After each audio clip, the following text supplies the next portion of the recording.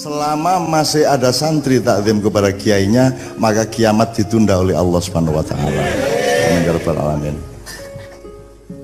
Saya lihat tadi ada yang dari Malang, ada yang dari Surabaya, ada yang dari Ponorogo, dari Wonosobo, Tegal, dari Tegal. Bukan karena santri di sini enggak.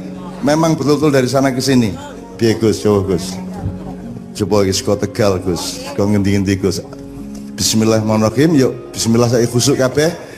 Badannya disesuaikan dengan sikap rohaninya kepada Allah Subhanahu wa taala semuanya. Ila hadratin Nabiil Mustafa Muhammad sallallahu alaihi wasallam. Dan khususan untuk Gusmus yang kita cintai bersama-sama, yang kita mohonkan beliau membimbing kita dalam waktu yang lebih lama lagi dan lebih lama lagi. Al-Fatihah. A'udzu billahi minasy syaithanir rajim. Bismillahirrahmanirrahim. Alhamdulillahi rabbil alamin arrahmanir rahim maliki yaumiddin. Iyyaka na'budu wa iyyaka nasta'in. Ihdinas siratal mustaqim. Siratal ladzina an'amta 'alaihim ghairil maghdubi 'alaihim waladdallin. Bismillahirrahmanirrahim. Qul huwallahu ahad. Allahus samad. Lam yalid wa lam yulad wa lam yakul lahu kufuwan ahad. Bismillahirrahmanirrahim. Qul a'udzu birabbil falaq min syarri ma khalaq wa min syarri ghasiqin idza waqab wa min syarri naffatsati fil 'uqad wa min syarri hasidin idza hasad. Bismillahirrahmanirrahim. Qul a'udzu birabbin nas malikin nas ilahin nas min syarril waswasil khannas alladzi yuwaswisu fi sudurin nas minal jinnati wan nas. A'udzu billahi minasy syaithanir rajim. Allahu la ilaha illa huwal hayyul qayyum la ta'khudhuhu sinatun wa la nawm lahu ma fis samawati wa ma fil ardh. Man dzalladzi yashfa'u 'indahu illa bi'idhnihi ya'lamu ma baina aydihim wa ma khalfahum wa la yuhituna bi syai'in min 'ilmihi illa bima syaa. Wasi'a kursiyyus samawati wal ardh wa la ya'uduhu hifdhuhuma wa huwal 'aliyyul 'azim. Di sini itu kan disebut ada artinya ya ada, tapi nek didol yatin jane ya ora ono. Ning nek wis njaluk Kanjeng Nabi rawuh, mudah-mudahan setiap yang kita ucapkan, yang kita gerakkan, yang kita niatkan menjadi berlipat-lipat maknanya di hadapan Allah Subhanahu wa taala. Jadi mudah-mudahan Al-Fatihah sampean semua untuk Bapak Haji Darmadi. Bapak Haji Darmadi tadi oleh Allah juga langsung diperhatikan melebihi biasanya karena kita barusan saja memohon Rasulullah hadir di sini. Nah, sebelum saya mohon Gusmus, pertemuan malam hari ini kan begitu pentingnya sehingga teman-temanku, anak-anakku, cucu-cucuku dari berbagai macam tempat datang beramai-ramai. Ya, maka pertemuan malam hari ini mudah-mudahan karena hadirnya Rasulullah, hadirnya kekasih Rasulullah yaitu Gusmus, membuat Allah memberi makna dan bobot pertemuan malam hari ini seperti orang berjumpa dalam majelis-majelis yang indah selama 1 tahun. Amin. Gitu. Jadi bagi setahun rasah para majelis-majelisan. Mudah-mudahan malam hari ini betul-betul oleh Allah diberi makna, karena kita akan mendengarkan banyak hal. Anda juga siap untuk menanyakan banyak hal, gitu ya. Jadi kalau di Al-Quran Allah memberi idiom liqa'un azim, ada banyak perjumpaan di antara manusia, tetapi tidak semuanya memiliki bobot seperti dalam terminologi itu, yaitu liqa'un azim, perjumpaan yang agung. Perjumpaan Rasulullah dengan Jibril alaihissalam itu liqa'un azim. Perjumpaan Rasulullah dengan Khadijah, dengan Aisyah itu liqa'un azim. Perjumpaan Rasulullah dengan Allah sendiri tentu saja. Kemudian mudah-mudahan kini kecipratan bahwa hari ini, malam hari ini adalah perjumpaan yang oleh Allah diberi hitungan dan hisab yang tinggi, makna dan berkahnya. Amin ya rabbal alamin. Tapi syaratnya adalah harus ada mitsaqon ghalidho, harus ada perjanjian akidah dan akhlak serta khilafah di dalam diri kita. Kita tidak terikat oleh organisasi apa-apa di sini, tetapi kalau dalam hati kita ada ikatan-ikatan yang sifatnya mendasar di dalam nilai-nilai Allah. Mudah-mudahan kumpulnya Anda malam hari inilah yang membuat Allah tidak jadi membiarkan Indonesia hancur. Ini loh kira-kira. Kumpulan Anda pada malam hari ini dengan cinta yang luar biasa kepada Gusmus, saya kecipratan. Ini yang membuat Allah tidak tega kepada Nahdlatul Ulama untuk bisa dimasuki apapun yang kira-kira akan merusaknya, gitu ya.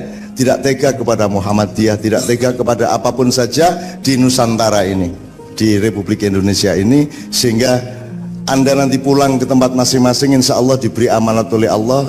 Kalau Anda diberi amanat oleh Allah untuk memelihara kemaslahatan, berarti Anda diberi fasilitas oleh Allah dan dijaga rizkinya serta diberi pelindungan terus-menerus oleh Allah Subhanahu wa taala.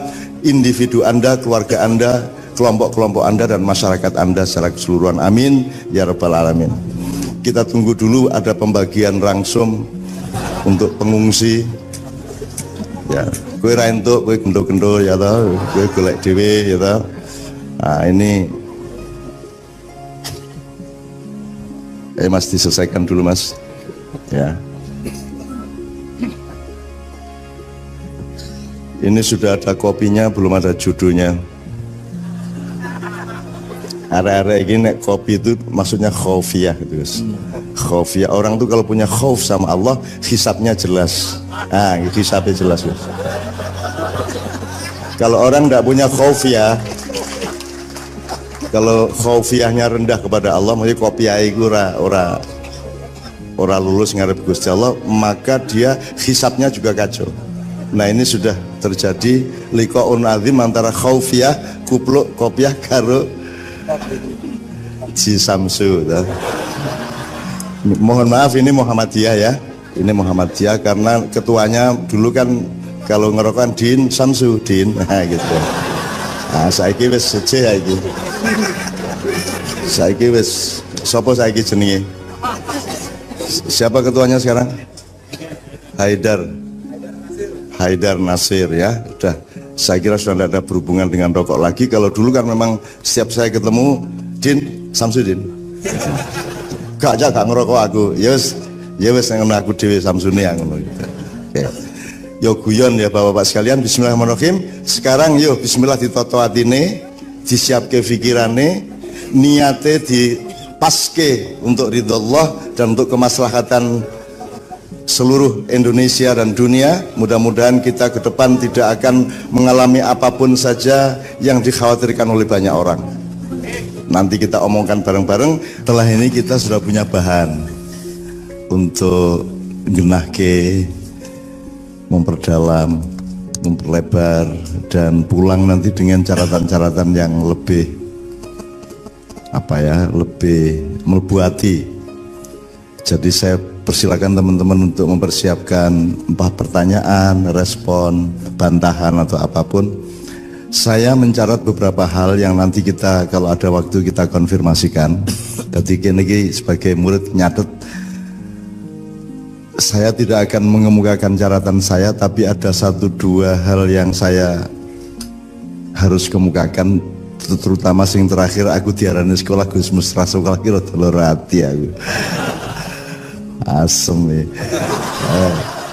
Asing sekolah tekan Mesir kuno akhirnya iki nyanti 2 tahun diusir jadi ngaku aku sing sekolah jan sing ra apa-apa ning Gusmus kuwi anu ngono kuwi nek karo aku ngono kuwi dadi aku tau temokke Sunan Kalijaga bareng karo iki jan wedi tenan lho Sunan Kalijaga gede banget kayak aku.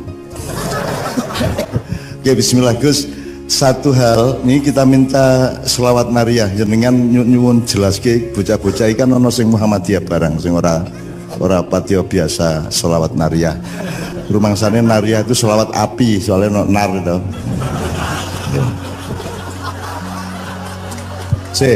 Tapi saya ingin tegaskan satu hal. Saya mencatat semua tadi saya catat dan nanti kita tegaskan digaduke karo sing kowe wis tau krungu wis tau mempelajari supaya menjadi ilmu beneran.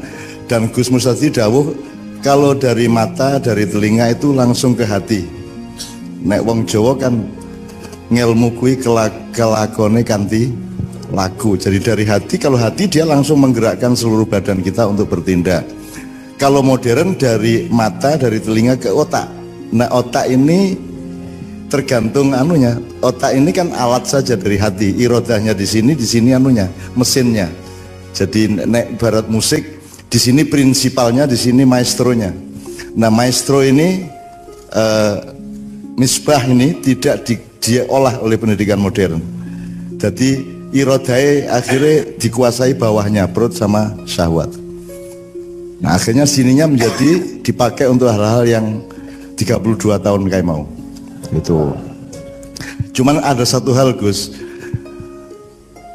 Bid'ah itu nanti kalau salah saya dibenerin, dibenahi. Bid'ah itu bahasa Indonesianya kreativitas. Wes iku takono Gus Mus nek percaya. Orang yang kreatif namanya mubdi. Bener, Pak. Tolong. Nek iya, nek ora ben ora. Betul. Jadi bid'ah adalah kreativitas ya. Sudah biasa Anda mendengar kayu dikreatifi jadi meja dari kursi kan gitu, kain dari kuplo ya toh,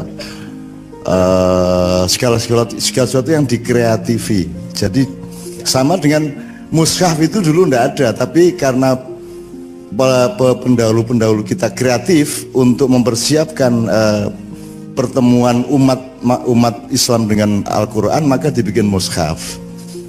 Nah sekarang orang nggak ngerti bedanya mushaf sama Al-Quran. Jadi nek saiki nek biyen nek nyekel Quran jur ngentut langsung diselehke terus wudu adalah orang yang kreatif.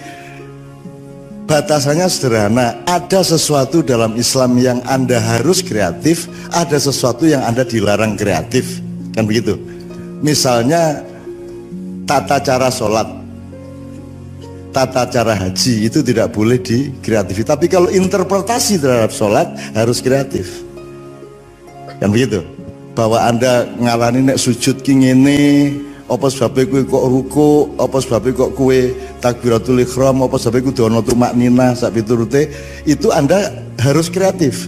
Tapi bahwa Anda mengerjakan takbiratul ihram sampai salam itu tidak boleh dikreatifi. Rasa njur nganggo gerakan-gerakan yoga. Gitu. Gus Teguh Esa teman kita dulu kan sholatnya meniru Al-Quran tapi dengan interpretasi sendiri, yaitu Al-Quran kan penuh berita mengenai laut dan angin ya, laut, angin, pohon-pohonan, maka dia sembayangnya meniru gerakan-gerakan pohon dan lautan.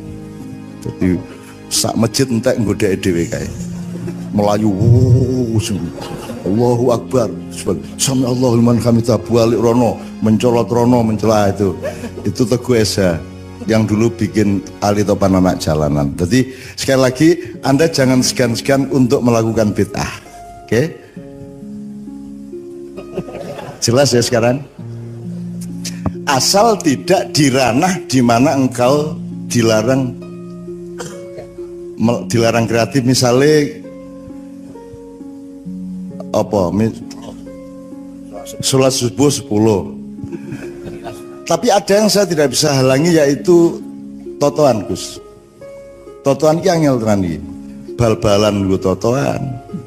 Saiki iki Idul Fitri nggo totoan Gus. Jajal iki engko NU Muhammadiyah bareng pora. Ku totoan wani, Bro. 20. Wes. Nah, itu ndak bisa dihalangi. Ndak bisa dihalangi karena ojo menego Idul Fitri. Tarawih totoan Gus. Jajal iki engko ina metura. 5.000. Ngono ya Gus, saiki Gus, arep piye Gus? Iki biyen nang mburu ki biyen totoan iki mburu ki. Jadi nek pas mulai aku ngomong ngene iki ning mburu ki ana provokator ning mburi bandare. Ning mburi karo mlaku kiwa tengen kene. Iya, penghasilan tambahan. Nanti Cak Nun ngomong tentang NUM apa tidak? Kalau ngomong 5.000. Nah, ini beri suatu hari konangan aku tak kon ningkat ke anune karuan. Neng baru kita tak kaplok kan gitu kan. Oke, bismillahirrahmanirrahim. Pokoknya jangan sekian hidup itu harus penuh bid'ah. Oke, jelas ya. Asal jangan dalam ibadah mahdhah. Itu pun masih boleh dalam ibadah mahdhah asal secara batiniah. Bahwa sujud itu engkau interpretasikan begini, bahwa sujud kui raimu nisor dewe bokongmu dhuwur dewe, kan gitu kan. Itu interpretasi loh, itu bukan terus berita agama enggak. Nek kue hati-hati uripmu raimu engko dadi asor nisor dewe, sing dhuwur dewe dari hidupmu adalah bokongmu, kan gitu kan. Itu makna sujud ning itu bukan agama, itu interpretasi, itu tafsir setiap orang, kan gitu. Mulane kowe nek foto kan dudu bokongmu tapi raimu, sebab sing penting ki raimu. Ora ono kok nang kecamatan mloding kabeh njur cekel-cekel, ora ono. Sing ono mesti raine kan gitu kan. Bukti yang lain adalah nek sing silitmu ngentut, sing diwudoni raimu, mongko raimu ora melu ngentut. Nah, itu kan tafsir, ojo njur kitab apa? Ayo kitab ndasmu. Mungkin iki meng tafsir kok. Lagi harap tak tulis itu ya. Apa ana wong ngentut terus sing isin bokonge. Tut njur ngene. Ora ana, mesti raine to. Wajah, karena wajah adalah, makanya wajah itu penting Gus, tolong dijelaskan muwajah. Kenapa sekarang kita ini kehilangan 80% muwajah dan kita menjadi kacau secara silaturahmi karena kita mengandalkan pertemuan dan diskusi atau silaturahmi melalui media sosial. Itu. Tapi Gusmus orang yang sangat asyakur. Kalau ibarat Allah, maka Gusmus punya akun Twitter, aku randuwe. Saya memilih langsung ketemu sama wajah Anda semua untuk menyadari bahwa aku iki elek ora mengaku tok, liyane jebul ya elek kabeh. Tadi aku semangat Gus. Gitu, kira ini kabeh tak bandingke karo aku zaman nomku lho ya. Nek pas aku ganteng aku mbiyen kan gitu. Gitu nek insyaallah ya. Oke teman-teman sekalian, saiki aku njaluk nadani selawat nariyah, bar itu saya buka tanya jawab kepada Gusmus. Bapak-bapak yang lain pokoknya malam ini kita pusatkan Gusmus, termasuk yang di panggung boleh punya hak untuk bertanya atau apapun saja. Terutama saya mohon kasus-kasus yang ditangani oleh Nahdlatul Muhammadiyin ya. Ini serius Gus, ini Nahdlatul Muhammadiyin ini serius dan sangat rajin ke bawah untuk nangani kuwi mau kreativitas di daerah-daerah itu tadi. Maksudnya bid'ah kuwi gitu.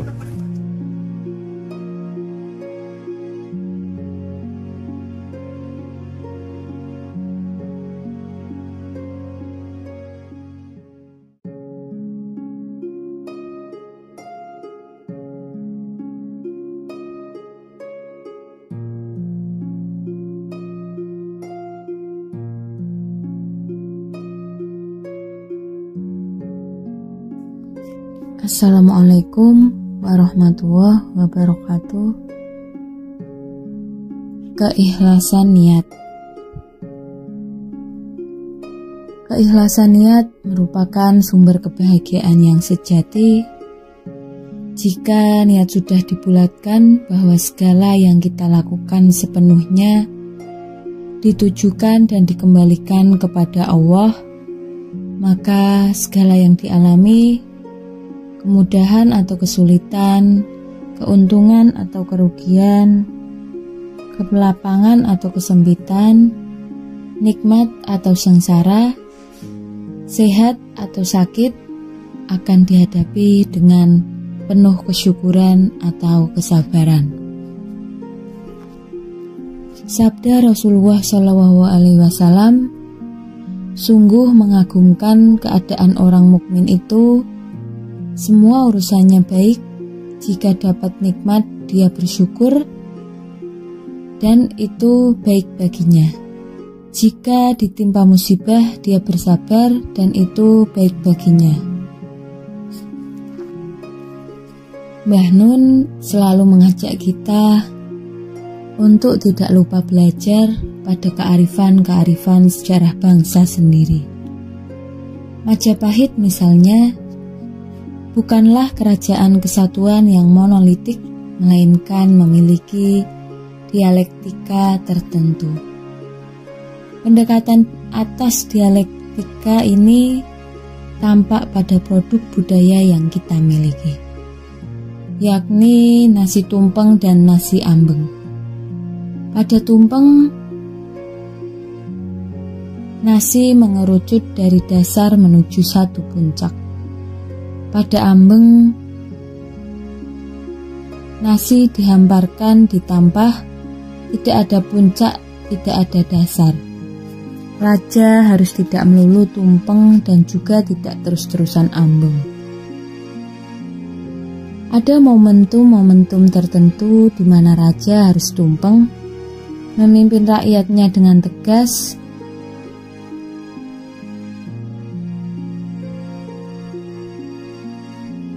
dan pada momentum lain, raja juga harus siap untuk menjadi ambeng ketika dia melebur dalam kebersamaan dengan seluruh rakyatnya.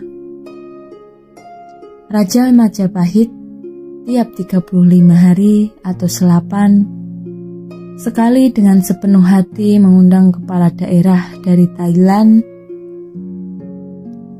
Laos, Madagaskar, dan dari seluruh penjuru wilayah kekuasaannya untuk berkumpul bersama dalam nuansa kedekatan dari hati ke hati.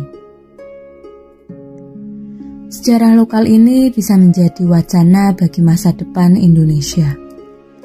Acara ini memang sangat bisa dicurigai, bisa diasumsikan sebagai bagian dari kecenderungan politis tertentu. Bagian dari pragmatisme pencitraan atau kamuflase. Saya tidak akan ikut berasumsi karena saya tidak punya kapasitas untuk mengetahui hatinya. Di dalam kehidupan manusia ini tidak ada golongan yang benar dan golongan yang salah. Di dalam kehidupan manusia ini tidak ada golongan yang benar dan golongan yang salah menurut satu golongan tertentu. Karena tiap-tiap golongan sama-sama berada di dalam realitas, maka tidak ada yang dinamakan golongan sesat. Tentang apakah seseorang mencintai atau tidak, misalnya, kita tidak pernah benar-benar tahu. Yang bisa kita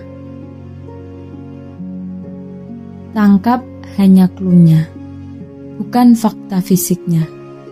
Saya bisa saja mengatakan yang baik-baik di sini, tapi apakah ada yang tahu apa yang sesungguhnya ada di dalam hati saya? Yang saya bawa ke sini adalah sangka baik. Saya berhusnuzon bahwa yang hadir di sini dikumpulkan oleh Allah yang dengan kebenaran dan kesalahannya masing-masing suatu saat akan menjadi patriot. Saya sudah keliling kemana-mana dan hanya Indonesia yang punya karakteristik tidak bisa diperdaya, tidak bisa dipecah belah. Memang bisa diperdaya tapi sebentar. Pelan-pelan orang Indonesia akan menemukan dirinya sendiri, tidak hanya sebagai manusia, tetapi juga akan menemukan formula-formula kebersamaan dan sistem kenegaraan yang lebih baik daripada yang pernah ada sebelum-sebelumnya. Orang Indonesia tidak bisa ditipu oleh bule maupun Arab karena kita lebih menipu daripada mereka. Korupsi merupakan masalah besar bagi bangsa Indonesia, seperti juga bagi bangsa-bangsa lain. Oleh karena itu, untuk mampu menanganinya, kita memerlukan dua hal, yakni tenaga yang besar dan kemauan yang tak kalah besar. Sebab, apalah tenaga super besar jika kemauan tak hadir. Kemauan di sini melibatkan kemauan dari aparatur-aparatur penyelenggara negara yang memiliki kompetensi pemberantasan korupsi dan juga dari seluruh rakyat. Begitu pula, buat apa kemauan yang besar jika tak mampu menghasilkan tenaga untuk menjalankannya? Kita punya tradisi selamatan. Di samping nasi tumpeng dan nasi ambeng seperti yang sudah disampaikan di atas, jangan lupa bahwa kita juga punya nasi golong, nasi yang dibentuk bola sekepelan tangan orang dewasa.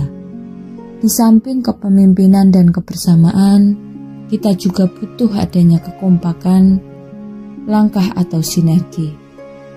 Kalaupun secara struktural sudah ada lembaga-lembaga negara yang lengkap, tanpa sinergi pemberantasan korupsi tak akan berjalan baik. Yang saya tangkap adalah dari nasi golong tersebut, semangat dan kepercayaan beliau bahwa Indonesia bukan hanya harus belajar pada Barat, tapi juga belajar pada nenek moyang. Misalnya belajar pada kerajaan Majapahit, Gajah Mada itu tokoh pemerintahan, sementara Hayam Wuruk berperan sebagai simbol rohani dan budaya sebagai pemimpin. PT Pindad sudah ada sejak zaman Singosari, mereka sudah ekspor meriam ke luar negeri. Dalam dunia maritim, Jawa pernah sangat unggul, dengan ukuran kapal 3,5 kali lipat lebih besar daripada kapal-kapal Cina. Jadi, kita ini negara yang tinggal mau atau tidak untuk bangkit menjadi diri kita sendiri.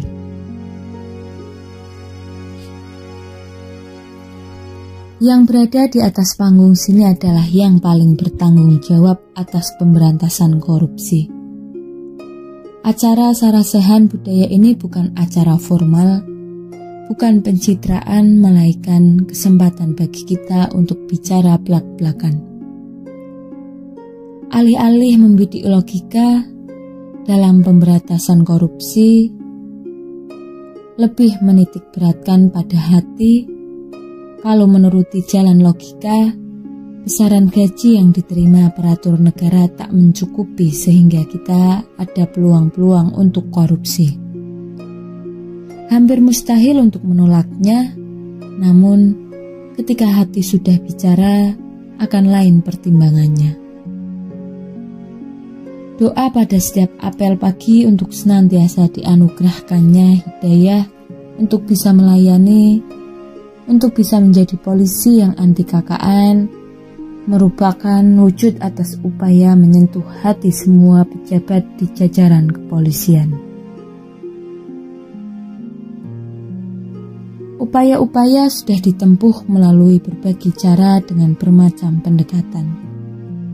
Meskipun faktanya, seperti yang bisa kita lihat sekarang, ini karena kami bukan robot, kami juga berangkat dari masyarakat dengan latar belakang masing-masing. Kami butuh sekali pengawasan, tolong kami diawasi, dikoreksi, ditegur, dilaporkan bahkan kepada KPK sekalipun. Karena kami manusia biasa yang memerlukan kontrol sosial.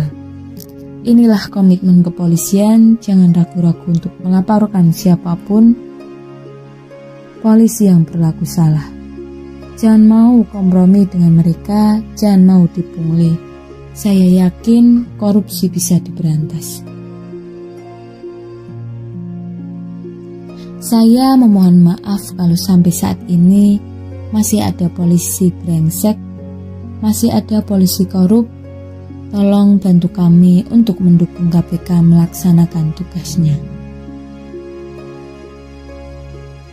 Kita saat ini baru mengenal satu supremasi, yakni supremasi hukum.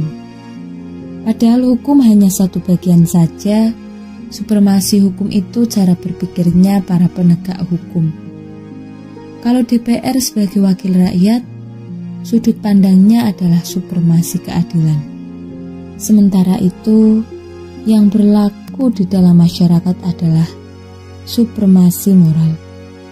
Kalau di tengah jalan kita bertemu dengan seorang anak yang hampir mati kelaparan, kemudian kita tidak menolongnya, secara hukum kita tak punya status salah, namun secara moral kita telah melakukan kesalahan.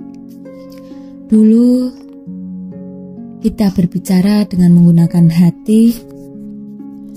Ilmu kawruh kita mengajarkan bahwa hati adalah ratu dan otak adalah perdana menteri.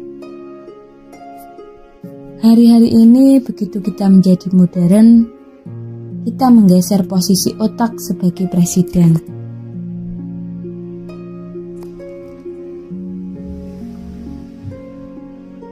Hari-hari ini begitu kita menjadi modern, kita menggeser posisi otak sebagai presiden. Kita digiring oleh Belanda untuk menggunakan ilmu otak. Bahkan dalam term ratu pun tatanan pemahaman kita sudah diobrak-abrik sedemikian rupa sehingga saat ini kita mengasosiasikan ratu sebagai sosok wanita. Sementara raja adalah pria, padahal ratu adalah pusat dari sesuatu yang dinamakan keraton. Maka tak heran jika kita kehilangan fokus tentang kepemimpinan. Satu nomor lagi, dalam pemberantasan korupsi menurut Artijo adalah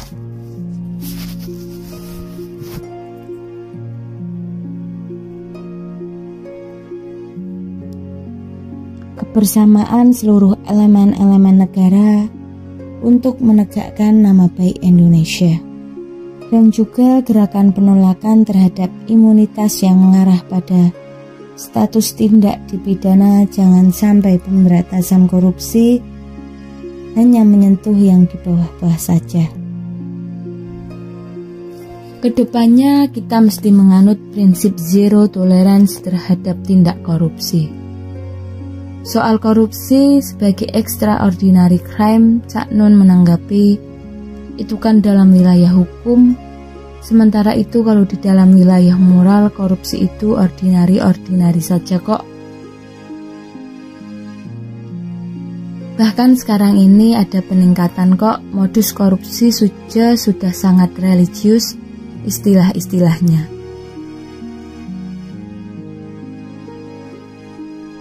Dan tahlilan merupakan kode untuk meeting dalam rangka bagi-bagi jatah.